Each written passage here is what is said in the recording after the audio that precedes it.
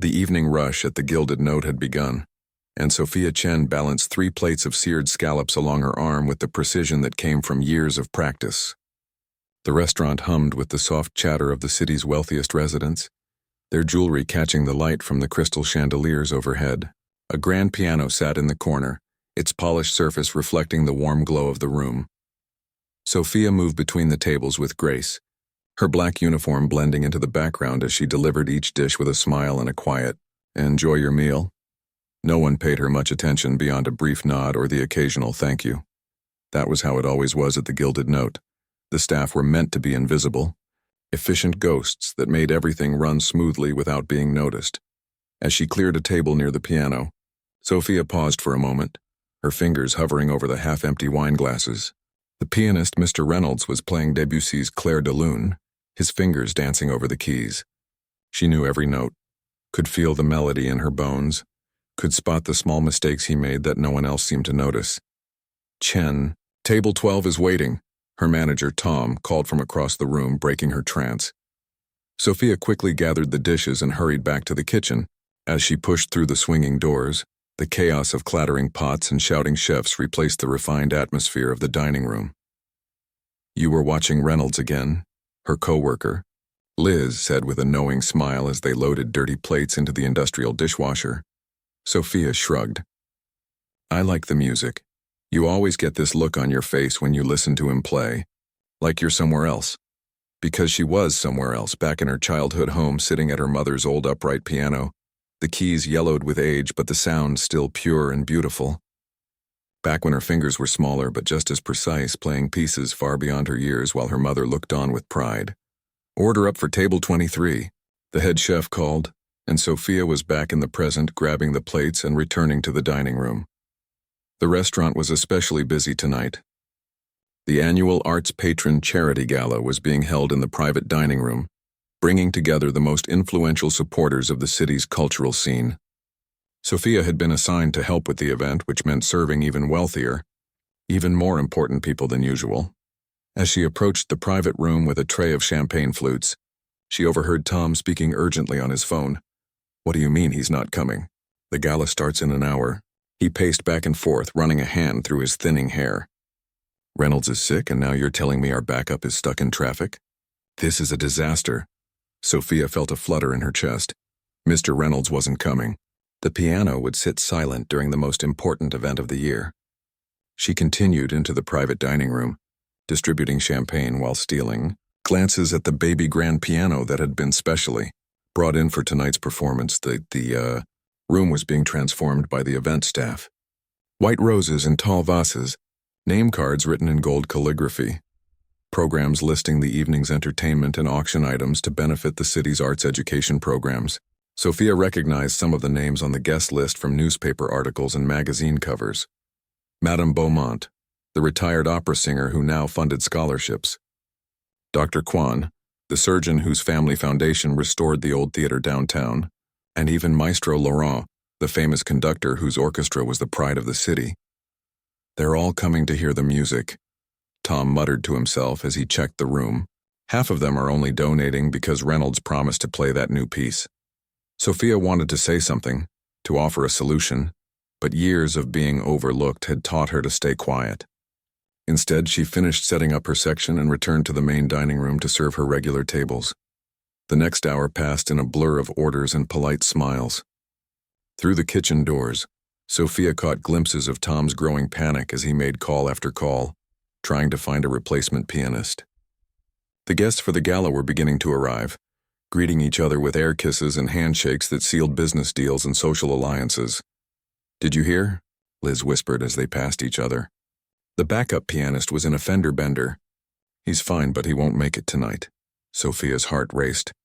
Before she could stop herself, she found herself walking toward Tom, who was now staring at his phone as if it might magically produce a concert pianist. "I can play," she said, her voice barely audible above the kitchen noise. Tom looked up, confused. "What?" Sophia cleared her throat. "I can play the piano. For the gala." Tom's short laugh stung. "Very funny, Chen. I need real solutions right now." "I am serious," she said, more firmly this time. "I studied piano for 15 years. I was going to attend the conservatory before. She trailed off, not wanting to share the story of her father's illness, the mounting medical bills, the difficult choice to work instead of pursuing her dreams.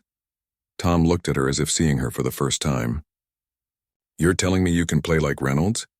Classical pieces. The stuff these people expect? Yes, probably better, actually, she added before she could stop herself.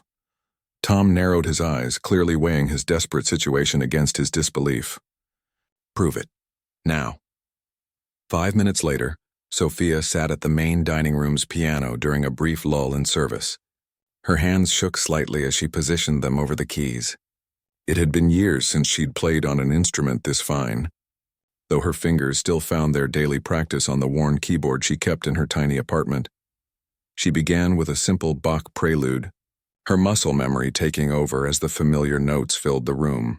A few nearby diners paused their conversations, looking over with mild curiosity at the waitress seated at the piano. Sophia closed her eyes, letting the music flow through her, then transitioned smoothly into Chopin's Fantasy Impromptu, her fingers flying across the keys in a blur. When she finished, she looked up to find Tom staring at her, mouth slightly open. Behind him stood several kitchen staff and a small crowd of diners. Where did you learn to play like that? He asked. My mother was a piano teacher, she said simply, standing up and smoothing her uniform. Do you want me to play for the gala or not? 20 minutes later, Sophia found herself being hurriedly briefed on the gala program, while simultaneously helping to serve the first course. You'll need to play background music during the cocktail hour and dinner, Tom explained, still looking somewhat dazed. Then there's a featured performance during dessert. That's when everyone actually pays attention. Reynolds was going to play the Liszt Hungarian Rhapsody and then some Chopin. Sophia nodded, mentally running through her repertoire. I can do that. You'll still need to help serve until it's time to play, Tom added. We're short-staffed as it is. So Sophia continued her duties, pouring wine and serving delicate portions of sea bass to the elegant crowd, all while her mind practiced the pieces she would soon perform. No one looked at her twice, just another member of the invisible staff that kept their evening running smoothly.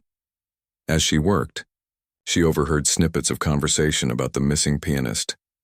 Such a shame about Reynolds. I was looking forward to hearing him play the new piece. They say they found someone else, but how good could a last-minute replacement be? Sophia felt a familiar knot of anxiety forming in her stomach. These people expected perfection. They were used to hearing world-class musicians in concert halls with perfect acoustics, not a waitress playing on a restaurant piano. She thought about the life she might have had if circumstances had been different. Maybe she would have been the featured pianist at events like this, wearing an evening gown instead of a server's uniform, receiving applause instead of drink orders. The cocktail hour was ending and guests were being seated for dinner.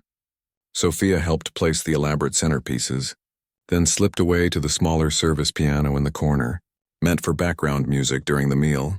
She began to play, softly at first, Debussy, Satie, gentle pieces that complemented the murmur of conversation.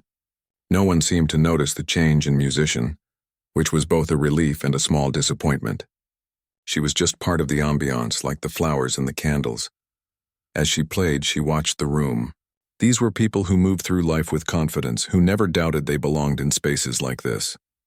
Their posture, their gestures, even the way they held their wine glasses, spoke of lives spent in comfort and certainty. Sophia's fingers moved automatically over the keys as her mind wandered to the small apartment she shared with her elderly mother, the careful budgeting of every paycheck, the dreams she had folded away like delicate paper birds, too fragile to survive in the open air. A small commotion at the entrance caught her attention. Maestro Laurent had arrived, his commanding presence causing a ripple of excitement. The famous conductor moved through the room, shaking hands and accepting greetings with practiced charm. Sophia faltered for a moment, missing a note as she realized he might actually listen to her play during the featured performance. She took a deep breath and continued, reminding herself that no one was really paying attention to the background music anyway. She could disappear into the melody, be the invisible waitress for a little longer. What Sophia didn't notice was that across the room, Maestro Laurent had paused in his conversation, his head tilted slightly as he listened to the piano. For just a moment, his eyes searched the crowd, trying to locate the source of the music, before he was drawn back into discussion with an eager donor. The first course was cleared, and the main course was served. Sophia continued to play, moving from classical pieces to more modern compositions, her confidence growing with each passing minute. Soon the dessert course would be served, and she would move to the main piano for her featured performance. The knot in her stomach tightened. After years of playing only for herself and her mother, she was about to perform for some of the most discerning ears in the city. People who could make or break musical careers with a single word of praise or criticism. But as her fingers continued their dance across the keys, a strange calm began to settle over her. The music had always been her true voice, the way she expressed everything she couldn't put into words. Tonight, finally, someone might actually hear her. The dessert course was approaching. Sophia could see the kitchen staff preparing to bring out the delicate chocolate sculptures that had taken the pastry chef 3 days to perfect. Her fingers continued to move across the piano keys, but her mind was racing ahead to what was coming next. Tom appeared at her side, his face a mix of worry and hope. "You're doing fine with the background music," he whispered, barely audible over her playing. "But the featured performance is different. These people paid thousands for their tables. If you mess this up, I won't," Sophia said more confidently than she felt. She finished the piece with a gentle flourish and stood up. "There's 10 minutes before dessert," Tom said, handing her a serving tray. "Help with the wine service, then get ready." Sophia moved through the room, filling crystal glasses with expensive red wine. The guests barely glanced at her, deep in conversations about gallery openings and symphony fundraisers. She caught snippets as she poured, heard the original pianist is Ilkum some last minute replacement, probably another student from the conservatory, and a tall woman with silver hair twisted into an elegant knot looked up as Sophia filled her glass. "Thank you, dear. The music was lovely during dinner. Will you be serving through dessert as well?" Sophia hesitated, then said quietly, "Actually, I'll be playing the piano for the featured performance." The woman's perfectly shaped eyebrows rose slightly. "Oh, how unexpected." She turned to her companion without waiting for a response. Sophia moved on, her cheeks burning. What was she thinking? These people wouldn't take her seriously. She was just the help, invisible until she made a mistake. Maybe she should tell Tom to cancel the performance, to announce that due to circumstances beyond their control. Her thoughts were interrupted by the sound of silverware tapping against glass. The restaurant owner, Mr. Park, stood at the front of the room, calling for attention. "Ladies and gentlemen, distinguished guests of the Arts Patron Charity Gala, I hope you're enjoying your evening with us at the Gilded Note." His voice carried the slight accent of his Korean homeland. Despite his 30 years in America, as many of you know, our regular pianist, Mr. Reynolds, was unfortunately taken ill this evening. A murmur ran through the crowd. Mr. Park continued, "However, we are fortunate to have a replacement for tonight's featured performance." He glanced at his notes. "Our very own Sophia Chen will be playing for you during dessert." There was a smattering of polite applause, more out of courtesy than enthusiasm.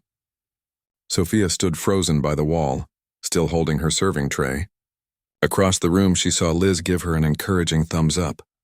"And now," Mr. Park continued, "please enjoy your dessert, Midnight Forest, created specially for tonight by our pastry chef, along with a selection of classical piano works." The kitchen doors swung open, and servers emerged carrying the elaborate desserts. Sophia handed her tray to Liz and made her way to the grand piano at the front of the room. Her palms were sweaty, and she wiped them discreetly on her black pants before taking a seat on the bench. The piano was far superior to the one she'd played during dinner, a concert-grade instrument with a touch so sensitive it could capture the slightest nuance. Sophia adjusted the bench, taking a moment to center herself. The room continued to buzz with conversation, few people paying attention to the waitress now sitting at the piano. She placed her hands on the keys and took a deep breath. In her mind, she heard her mother's voice from years ago. "Music is the space between the notes, Sophia. Don't just play the piano, speak through it." She began with Liszt's Hungarian Rhapsody No. 2, the piece that had been on the original program. The opening was soft, almost tentative, matching her own uncertainty. But as her fingers found their rhythm, their confidence, the music began to soar. The first few powerful chords cut through the dinner conversation. A few heads turned. By the time she reached the Friska, the quick-tempo second section with its challenging runs and jumps, the room had grown noticeably quieter. Sophia forgot about the wealthy audience, forgot about her uniform and her usual place in their world. Her body swayed slightly as she leaned into the music, her fingers flying across the keys with precision and passion that came from years of practice and genuine love for the piece. When she finished the list with a dramatic flourish, the silence that followed lasted only a beat before the room erupted in applause. Real applause, not the polite acknowledgement they'd offered before. Sophia looked up, startled by the response, to see that people had stopped eating, stopped talking, and were watching her with expressions ranging from surprise to delight. Encouraged, she moved directly into Chopin's Ballad No. 1 in G minor, one of her personal favorites. The opening notes hung in the air like a question, and Sophia answered it with the emerging melody, building the narrative that Chopin had written into the music. As she played, she noticed from the corner of her eye that Maestro Laurent had put down his fork and was watching her intently, his head tilted in the way of someone truly listening. Her heart beat faster, but her fingers remained steady, dancing through the complex passages with the ease that came from having played this piece hundreds of times in her small apartment, imagining an audience just like this one. The ballade told a story of hope and longing, of moments of peace interrupted by storms of emotion, and Sophia told it with her whole body, her face reflecting the changing moods of the piece. When she reached the coda, with its cascade of notes tumbling like a waterfall, several people gasped audibly. The final chords resonated through the room, and as they faded, Sophia realized she had tears in her eyes. She blinked them away quickly, embarrassed at being so moved by her own playing. This time, the applause was immediate and enthusiastic. Someone in the back of the room called, "Bravo!" Sophia stood and gave a small bow, unused to being the center of attention. She was about to return to the piano for her final piece when Mr. Park approached her, beaming. "Ms. Chen, that was extraordinary," he said, loud enough for those nearby to hear. "I had no idea we had such talent among our staff." Sophia smiled shyly. "Thank you for giving me the chance to play. Would you honor us with one more piece before we begin the auction portion of our evening?" Sophia nodded and returned to the piano. She had planned to play another Chopin piece, but instead, her fingers found the opening notes of Rachmaninoff's Piano Concerto No. 2. It was a piece meant for piano and orchestra, but the piano part alone was rich enough to stand on its own. She had learned it years ago, before her father's illness had changed everything, when she still believed she might one day play it with a real orchestra behind her. The music filled the room with its lush romanticism, the melody soaring over the rich harmonies of the left hand. At one particularly challenging passage, Sophia closed her eyes, letting muscle memory guide her fingers. When she opened them again, she was startled to see Maestro Laurent had moved to stand near the piano, watching her hands with undisguised interest. The famous conductor's presence made her falter for just a moment, but she recovered quickly, channeling her nervousness into the emotion of the piece. The music built to its powerful conclusion, and Sophia put everything she had into the final chords. When she finished, the applause was thunderous. People were standing, something that never happened at the Gilded Notes' regular musical performances. Mr. Park was clapping so hard his face had turned red. Even Tom, watching from the side of the room, looked stunned. Maestro Laurent approached the piano and the room quieted in anticipation. He was known for his brutal honesty, his unwillingness to praise mediocrity even when social niceties called for it. "Young lady," he said, his voice carrying the faint trace of his French upbringing, "where did you study?" Sophia stood to face him, suddenly very aware of her waitress uniform, the small food stain on her sleeve she'd tried to wipe away earlier. "I didn't, sir. Not formally. My mother taught me until I was 15, and then I had a teacher at my high school for a few years." Maestro Laurent's bushy eyebrows rose in surprise. "And after that?" Sophia hesitated. "Life happened. I kept playing, but only for myself." The conductor nodded slowly as if processing this information. "You've been hiding a remarkable gift," he said finally. "Your technique needs refinement, but your musicality—" He paused, searching for the right words. "You made that Rachmaninoff breathe. Not many can do that." A small crowd had gathered around them, the charity auction momentarily forgotten. Madame Beaumont, the retired opera singer, pushed her way to the front. "Darling, that was magnificent," she said, taking Sophia's hand in her bejeweled fingers. "Why on earth are you serving food instead of playing at Carnegie Hall?" Before Sophia could answer, Dr. Kwan joined them. "Young woman, do you have representation? A manager? Someone looking after your career?" Sophia felt overwhelmed by the attention, by the rapid shift in how these people were seeing her.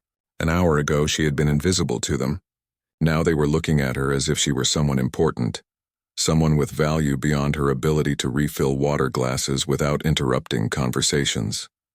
"No," she said simply. "I'm just a waitress who plays piano." "Not anymore, you're not," Maestro Laurent said with surprising firmness. "We must talk after this event. My orchestra is preparing for a tour, and we've been looking for soloists." Sophia felt as if the room were tilting. This couldn't be happening. Things like this didn't happen to people like her, who worked 2 jobs to help support their mother, who had given up their dreams years ago. Mr. Park clapped his hands for attention. "Ladies and gentlemen, I believe we should continue with our program. The auction will begin shortly. Ms. Chen, thank you for that remarkable performance." As Sophia stepped away from the piano, her legs felt unsteady. Liz appeared at her side, grabbing her arm to steady her. "Oh my God," Liz whispered. "Do you know who that was?" "Maestro Laurent never compliments anyone. I heard he once made a violinist cry during an audition." "This isn't real," Sophia whispered back. "Things like this don't just happen." But as she looked around the room, at the people who were still watching her with new interest, at Maestro Laurent, who was now speaking intently with Mr. Park, she began to wonder if perhaps sometimes they did. Tom approached, his expression a mix of awe and confusion. "Chen, I don't know what just happened, but Mr. Park wants you to take the rest of the night off. And apparently Maestro Laurent wants to meet with you after the auction." Sophia nodded, still feeling dazed. "What about my tables?" "Forget your tables. Go fix yourself up. And for God's sake, change out of that stained uniform before you talk to the maestro." Sophia stood in the employee restroom, staring at her reflection in the scratched mirror. She had changed out of her stained uniform into her street clothes, a simple black blouse and dark jeans that she kept in her locker for after work. Not exactly concert pianist attire, but at least she looked like herself now, not just another server. Her hands were still trembling slightly. She ran them under cold water, a trick her mother had taught her before recitals when she was young. The cool sensation helped ground her, bringing her back to her body when her mind threatened to float away on waves of disbelief. Had she really just played for Maestro Laurent? Had he really suggested she might perform with his orchestra? It seemed impossible, like a dream she would wake from at any moment. A knock on the door startled her. "Sophia?" Liz's voice came through the door. "The auction's almost over. Maestro Laurent is asking for you." "Coming," Sophia called, drying her hands and taking one last look in the mirror. Her dark hair was coming loose from its practical bun, and she quickly tucked a few strands behind her ears. Her eyes looked different somehow, brighter, more alive than she had seen them in years. She opened the door to find not just Liz but also Tom waiting in the hallway. "Chen," Tom said, looking uncomfortable. "I just wanted to say, that was incredible. I had no idea." "Thanks," Sophia said, unsure how to respond to this new respect from a manager who had barely noticed her before tonight.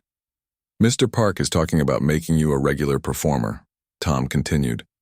"Not just background music, but featured concerts. We could promote them, charge extra on those nights." Sophia nodded, still feeling as if she were moving through someone else's life. "That would be nice," she said simply. Liz hooked her arm through Sophia's. "Come on, piano girl. Your public awaits." They walked back toward the private dining room, which had been transformed yet again. The auction items had been cleared away, and the guests were enjoying after-dinner drinks. A buzz of conversation filled the air, but it quieted noticeably as Sophia entered. Maestro Laurent was deep in conversation with Madame Beaumont and Dr. Kwan by the piano. He looked up as she approached, his craggy face breaking into a rare smile.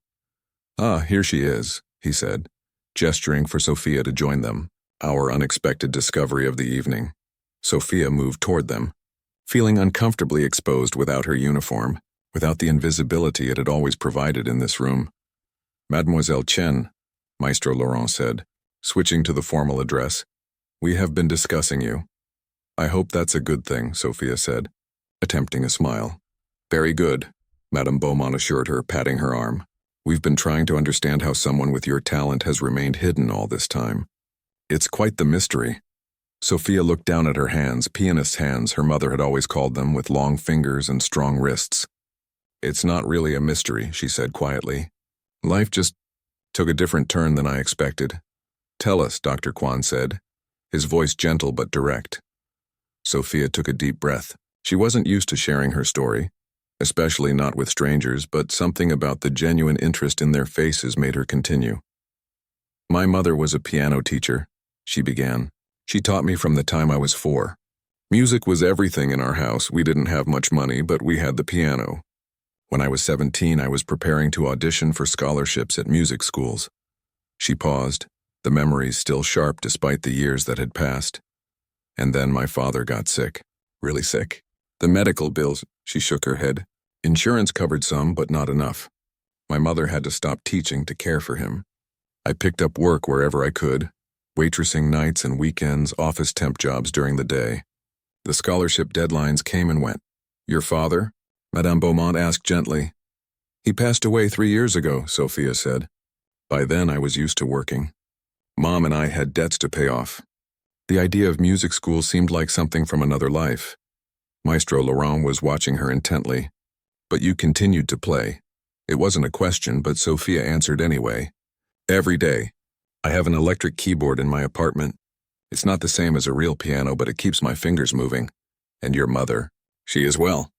The maestro asked. Sophia nodded. She's doing better now. We live together in a small apartment.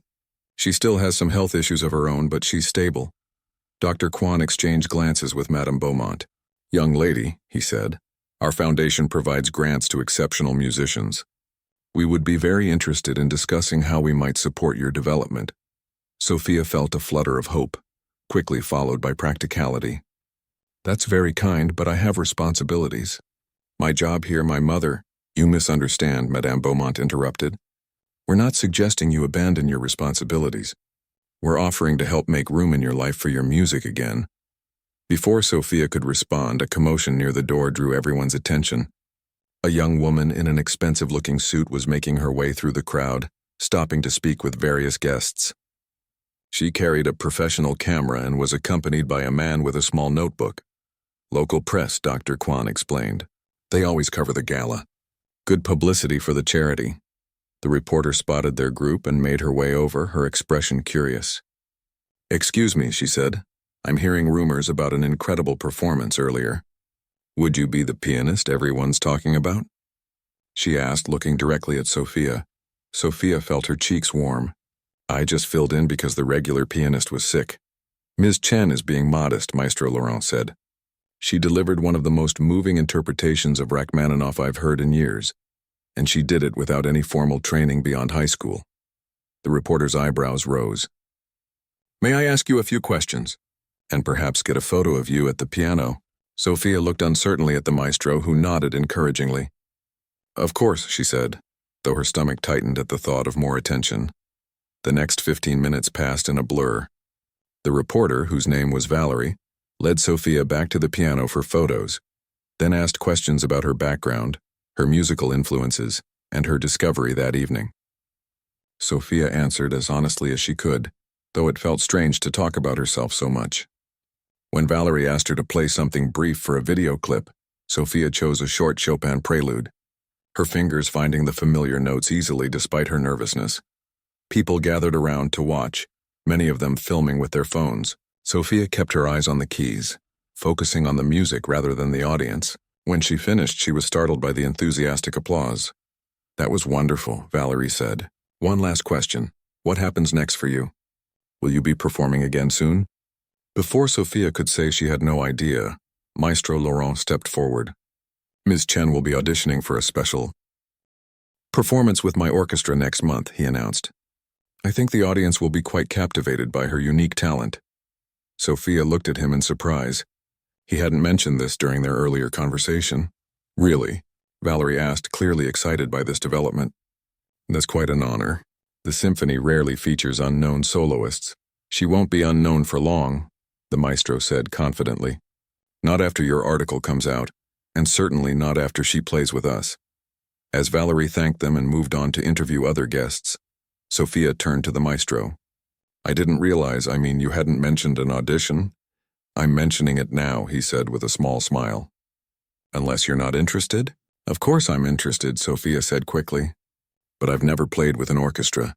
I wouldn't know where to begin. You begin by practicing, he said simply.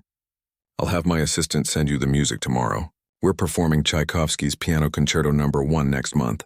I think it would suit you well. Sophia felt a mixture of excitement and panic. Tchaikovsky's concerto was notoriously difficult, one of the most challenging pieces in the piano repertoire. That's only a month away, she said weakly. From what I heard tonight, you already have the technical foundation, Maestro Laurent said. You'll need to practice, of course, but I suspect you're used to hard work. He handed her a business card. Call my office tomorrow. We'll arrange everything. As the maestro moved away to speak with other guests, Sophia stood by the piano, his card in her hand, feeling as if the ground had shifted beneath her feet. Mr. Park approached, beaming. Ms. Chen, this is wonderful publicity for the restaurant. I've already had guests asking when you'll be playing again. Sophia tried to focus on his words, but her mind was still reeling from the maestro's offer. I'm not sure what my schedule will be, she said. Apparently I have an audition to prepare for. Mr. Park nodded enthusiastically. Of course. But perhaps you could play here on weekends. We would adjust your schedule naturally, and there would be a significant increase in your pay. The practical part of Sophia's brain kicked in. Whatever happened with the symphony audition, she and her mother still had bills to pay. How significant? She asked. They discussed details, and by the time they finished, Sophia had agreed to play featured performances on Friday and Saturday nights for triple her current hourly rate. She would still serve tables during the week, but her weekends would be dedicated to music. As the gala began to wind down, Sophia found herself surrounded by guests wanting to meet her, to tell her how moved they had been by her playing, to ask where they could hear her perform again. It was overwhelming but also strangely affirming, as if a part of herself that had been hidden for years was finally being seen. Liz found her as she was saying goodbye to the last few guests. You're trending on social media, she said, showing Sophia her phone. Someone posted a video of you playing that last piece, and it's already got thousands of views. Sophia stared at the screen in disbelief. There she was in her simple black blouse playing the Chopin prelude, her face a study in concentration and joy. This is crazy, she murmured. 24 hours ago I was just a waitress who played piano in her spare time. And now? Liz asked, grinning. Sophia looked around the room. At the piano that had changed everything, at the card in her hand with Maestro Laurent's contact information, at Mr. Park, who was already talking to the restaurant's marketing manager about promoting her weekend performances. Now, she said slowly, I think I'm a pianist who waitresses in her spare time. The morning after the gala, Sophia woke to her phone buzzing incessantly. Groggily, she reached for it, expecting her regular alarm. Instead, she found dozens of notifications, messages from coworkers, social media alerts, and several missed calls from numbers she didn't recognize. For a moment, she lay in bed trying to process what was happening. Then the events of the previous night came flooding back. The performance, Maestro Laurent, the reporter, the video that Liz had shown her. She sat up quickly, suddenly wide awake. Mom, she called out, padding to the kitchen of their small apartment in her worn pajamas. Her mother was already awake, sitting at their tiny kitchen table with a cup of tea and Sophia's laptop open in front of her. Li Ming-chen looked up as her daughter entered, her eyes bright with excitement behind her reading glasses. Sophia, have you seen this? She turned the laptop around. On the screen was the local news website, featuring an article titled Hidden Talent Waitress Stuns Elite Arts Patrons with Virtuoso Piano Performance. Below the headline was the photo of Sophia at the piano, her face caught in a moment of pure absorption in the music. Oh my God, Sophia whispered, sinking into a chair. It's actually in the news. It's wonderful, her mother said, beaming with pride. I've already had calls from 3 of my old students who saw it, and look at what they're saying about you. Li Ming scrolled down to show the comments section, filled with praise from people who had been at the gala and others who had seen the video online. Your father would be so proud, she said softly, reaching across to squeeze Sophia's hand. Sophia felt a lump in her throat at the mention of her father. I wish he could have been there. He was, her mother said simply. In your music. They sat in silence for a moment, each lost in their own thoughts. Then Sophia's phone rang again. The screen showed an unfamiliar number with the city's area code. Hello? She answered cautiously. Ms. Chen? This is Andrea Walsh from Maestro Laurent's office. The woman's voice was crisp and professional. The maestro asked me to follow up with you regarding the audition. Sophia's heart jumped. So it hadn't been just a moment of excitement or politeness. The maestro had actually meant his offer. Yes, of course, she said, trying to sound equally professional despite being in her pajamas with bed hair. Excellent. We'd like to schedule your audition for 2 weeks from now, if that works for you. The orchestra will be in rehearsal, and the maestro thinks it would be good for you to practice with them before the actual performance.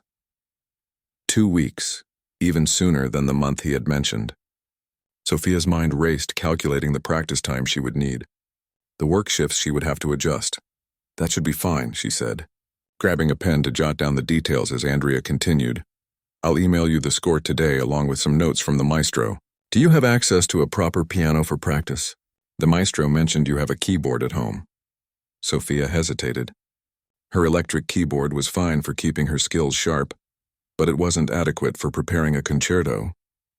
I'll figure something out, she said, not wanting to admit this limitation. No need. The maestro anticipated this might be an issue. He's arranged for you to have access to a practice room at the conservatory. You can use it whenever it's free. I'll send you the schedule and access information. After the call ended, Sophia sat in stunned silence, the notes she had taken swimming before her eyes. What is it? Her mother asked, concerned by her expression. I have an audition. In 2 weeks. With the full orchestra. Sophia's voice rose with each statement. And they're giving me access to a practice room at the conservatory. Li-Ming clasped her hands together. This is what you've always deserved, my darling. This chance. It's happening so fast, Sophia said, her excitement mingled with anxiety. The Tchaikovsky concerto is incredibly difficult. I've played parts of it before, but never the whole thing, and certainly never with an orchestra. You will learn it, her mother said with quiet confidence. You've always been a quick study. Sophia's phone buzzed again, a text from Tom at the restaurant. Need to talk about your schedule. Park wants to announce your weekend performances ASAP. Reality came crashing back. She still had her regular job, bills to pay, responsibilities. I need to call work, she told her mother. And then I should probably check my social media. Liz said I was trending last night. Her mother nodded, understanding as always. I'll make you some breakfast. You'll need your strength for what's coming. Over the next few days, Sophia's life transformed in ways she could never have imagined. The video of her playing had indeed gone viral, first locally and then beyond. Local television stations picked up the story, running segments about the waitress with the golden touch. Customers began coming to the Gilded Note specifically to see her, even though she was only serving tables during the week. Mr. Park, recognizing a marketing opportunity, had professionally printed posters made announcing weekend piano performances by Sophia Chen, the sensation of the arts gala. He hung them in the restaurant windows and advertised on social media. The reservations for her first official performance filled within hours. Meanwhile, Sophia devoted every spare moment to practicing. The practice room at the conservatory became her sanctuary, a quiet space with a magnificent grand piano where she could lose herself in Tchaikovsky's dramatic concerto. On her first visit there, she had felt like an imposter, nodding nervously at the students and faculty who passed her in the hallways. But by the end of the week, some of them had begun to recognize her from the video or news stories, and their curious glances had turned to friendly nods or even words of encouragement. I saw your video, one young piano student told her shyly after hearing her practice.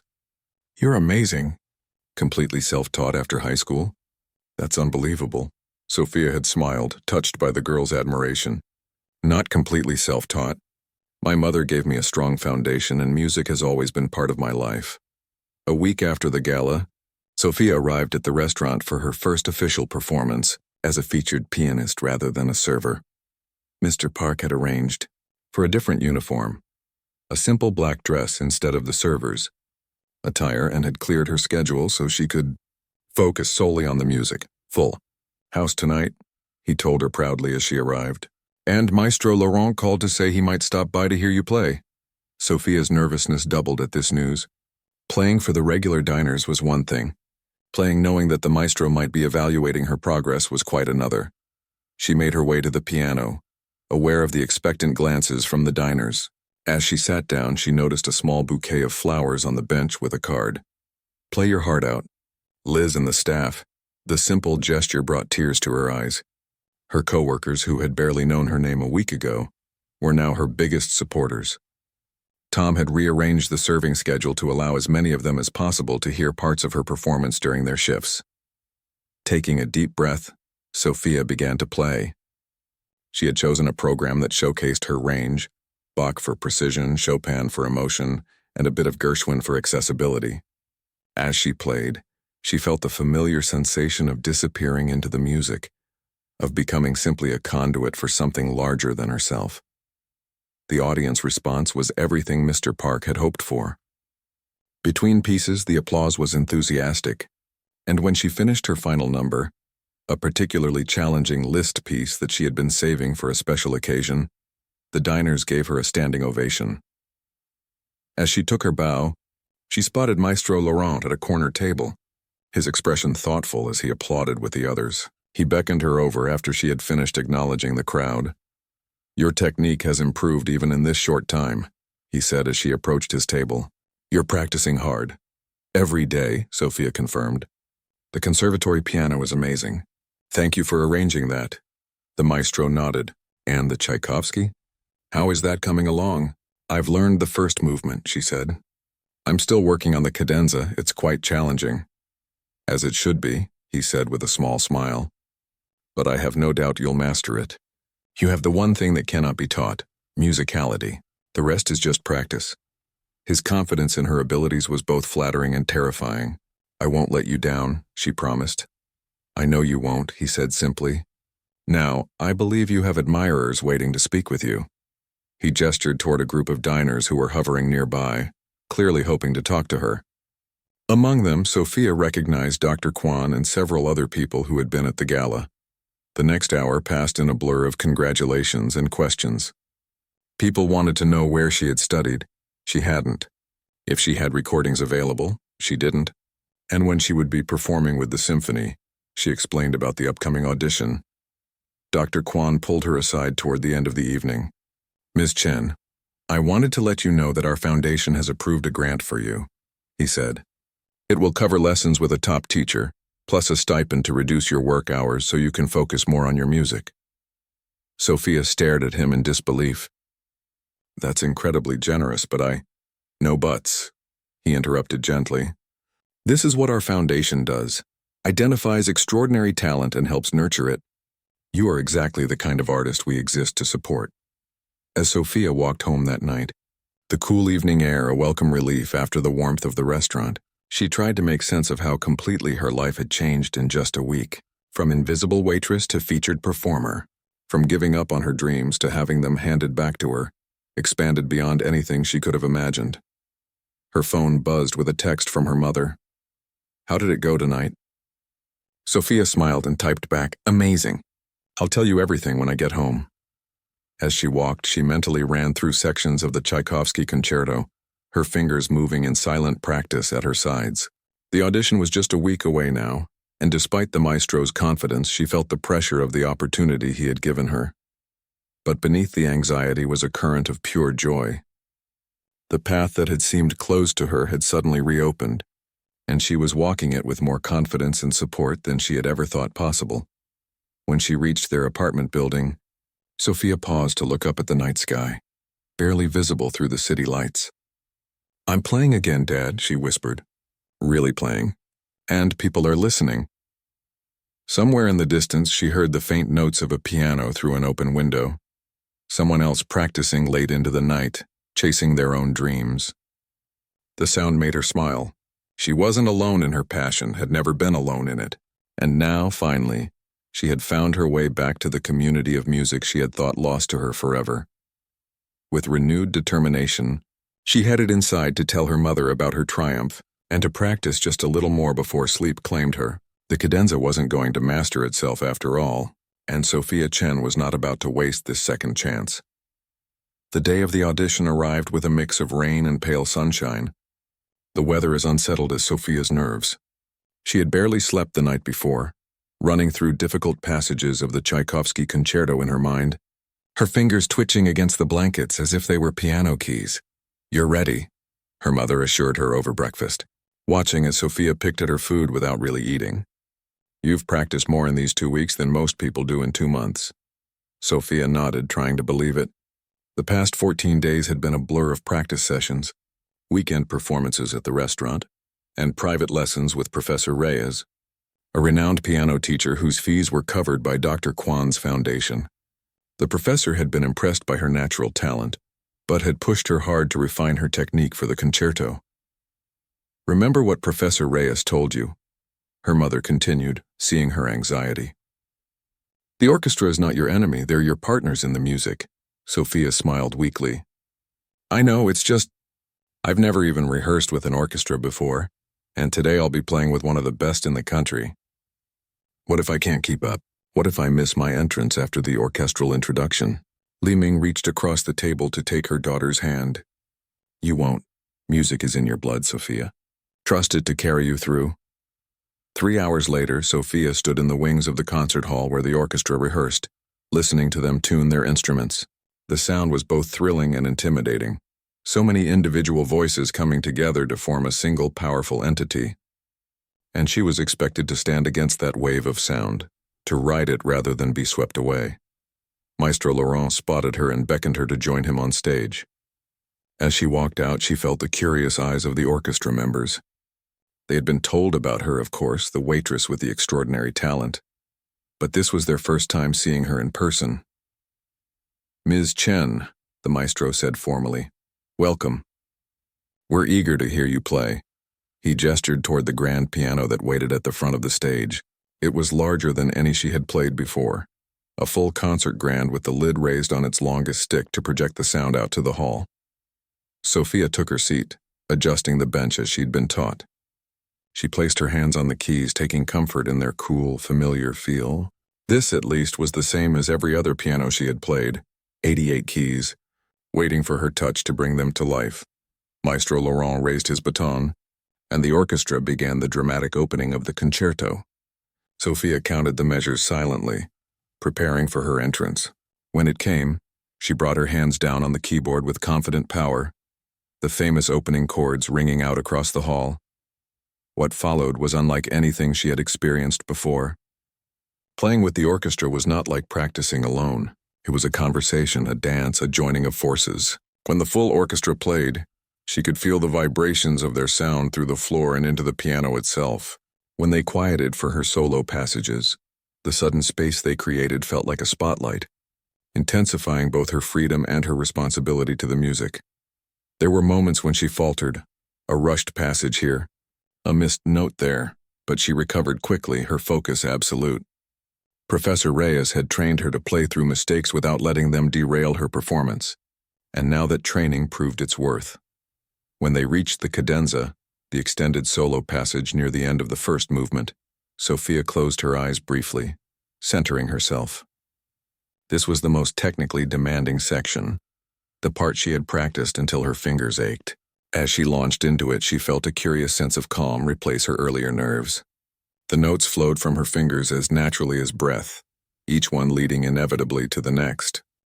As the cadenza built to its climax, she sensed rather than saw the orchestra members leaning forward in their seats, caught up in her performance. When she struck the triumphant trill that signaled the orchestra to rejoin her, Maestro Laurent's eyes were shining with approval as he raised his baton. Together they brought the movement to its powerful conclusion, the final chords like an exclamation point on everything that had come before. In the brief silence that followed, Sophia could hear her own heartbeat. Then the orchestra members began to tap their bows against their music stands, their way of applauding during a rehearsal. The gesture brought unexpected tears to Sophia's eyes. These were professional musicians at the top of their field, and they were acknowledging her as one of their own.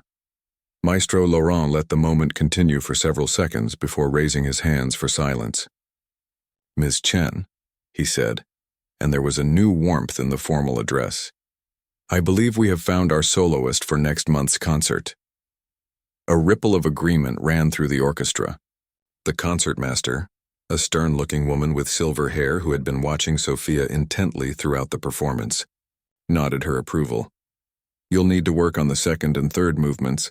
Of course," the maestro continued, "and there are some timing issues to resolve in the first, but the essential quality is there." He turned to the orchestra. "Don't you agree?" "Absolutely," the concertmaster said, speaking for all of them. "Raw talent like this doesn't come along every day." As the reality of what was happening sank in, Sophia felt a curious lightness, as if a weight she hadn't known she was carrying had suddenly been lifted. She wasn't auditioning anymore, she had been accepted. She would be performing as a featured soloist with one of the country's premier orchestras. "Thank you," she said, her voice steadier than she had expected. "I won't let you down." "See that you don't," Maestro Laurent said, but there was a smile behind his stern words. "We have a reputation to maintain, after all." The next 4 weeks passed in a whirlwind of rehearsals, lessons, and preparations. Sophia continued her weekend performances at the Gilded Note, but Mr. Park had generously released her from her weekday serving duties, keeping her on the payroll as the restaurant's artist-in-residence, a title that still made her smile in disbelief when she saw it on the newly printed menus. News of her upcoming debut with the orchestra spread quickly. Local television stations ran features on her remarkable story. The arts section of the newspaper published an in-depth interview, complete with photos of Sophia at the piano and at the restaurant, though she was no longer serving tables. Online ticket sales for the concert spiked as people who had seen her viral video eagerly purchased seats to hear her perform live with the full orchestra. Through it all, Sophia maintained a sense of grateful amazement at the turn her life had taken. When reporters asked about her overnight success, she was quick to correct them. "It wasn't overnight," she explained to one interviewer. "I've been playing piano since I was 4 years old. The opportunity came suddenly, yes, but the preparation took decades." The night before the concert, Sophia sat with her mother in their small living room, the electric keyboard pushed against one wall. "I've been thinking," she said hesitantly, "if tomorrow goes well, if this isn't all just some beautiful dream that's about to end, I'd like to use some of the concert fee to set up a scholarship." Li Ming looked up from her knitting. "A scholarship?" Sophia nodded. "For young musicians who need financial help. Students who might have to give up music because of family circumstances, the way I almost did." She smiled ruefully. "It won't be much at first, but it's a start." Her mother's eyes filled with tears. "Your father would be so proud of the woman you've become, Sophia. Not just your talent, but your heart." The next evening, Sophia stood backstage at the Grand Concert Hall, dressed in a flowing black gown that had been a gift from Madame Beaumont. The retired opera singer had insisted on taking her shopping, dismissing Sophia's protests about the expense. "A pianist must look the part as well as play it," she had declared. "The audience experiences music with their eyes as well as their ears." Now, as Sophia smoothed the silky fabric, she had to admit that the older woman had been right. The elegant gown made her feel different, more confident, more like the artist she was becoming rather than the waitress she had been. Liz and several other staff members from the Gilded Note had come to wish her luck before taking their seats, courtesy of tickets provided by Mr. Park, who had bought out an entire row for the restaurant employees.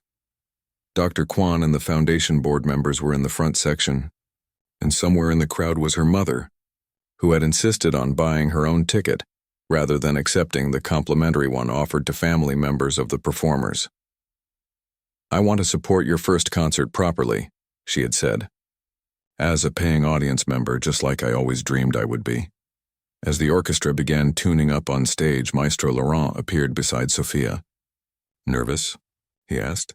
"Terrified," she admitted, "but excited too." He nodded approvingly. "Good. A touch of stage fright keeps us honest. But remember, you've done the work. Now it's time to share the music." Minutes later, Sophia walked onto the stage to enthusiastic applause. The concert hall was larger than she had imagined, the sea of faces stretching back into the shadows beyond the bright stage lights. She took her place at the piano, adjusting her gown before sitting. As the applause died down, she looked to Maestro Laurent, who gave her a reassuring nod before raising his baton.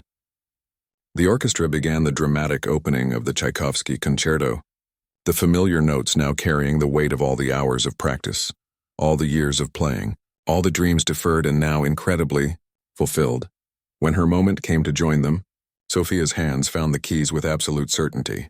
The music flowed through her, around her, between her and the orchestra and out to the audience in a current of pure emotion. She played with technical brilliance. Yes, the weeks of intensive training had seen to that, but also with something more, something uniquely her own.